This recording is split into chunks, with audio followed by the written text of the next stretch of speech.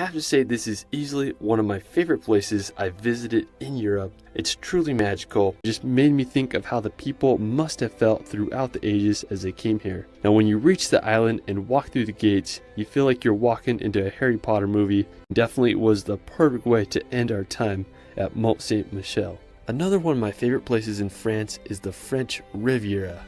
Also known as the Côte d'Azur, the French Riviera is one of the most highly sought after destinations in Europe. It's located in southern France on the Mediterranean Sea. One of my favorite places on the Riviera is Èze. It's this medieval hilltop village that was founded around the 14th century. When you walk through the village, you'll feel like you're going back in time. Now if you're into more nature, I recommend you check out the Calanques near Cassis. They offer some of France's best scenery with incredible sea coves surrounded by daunting cliffs. The one I really wanted to go to is called Calanques d'Envaux. When I reached the beach, I was just amazed by the steep white cliffs coupled with the greens of the pines and blues of the water. We went for a swim and the water clarity was amazing. I wanted to find a clifton spot, and after swimming down the cove, I found this little rock about 7 meters high and sent a few jumps off it. After, we're going to visit France's capital, Paris. Since the 17th century, Paris has been Europe's major center of finance, fashion, and the arts. Paris is Europe's most visited city, and with all of its attractions and fascinating history, I totally understand why.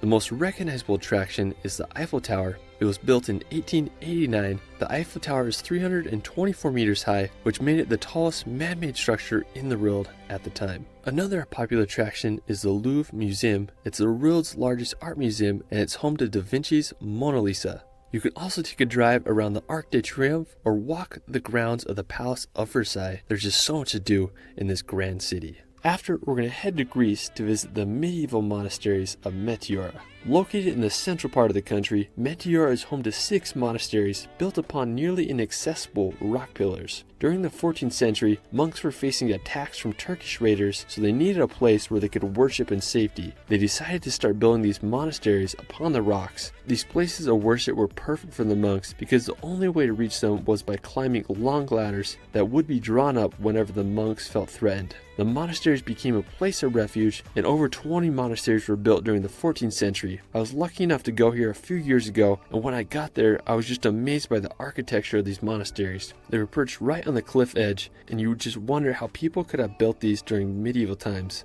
If you're ever in Greece, make sure you visit this magical place. For our final location, we're going to visit one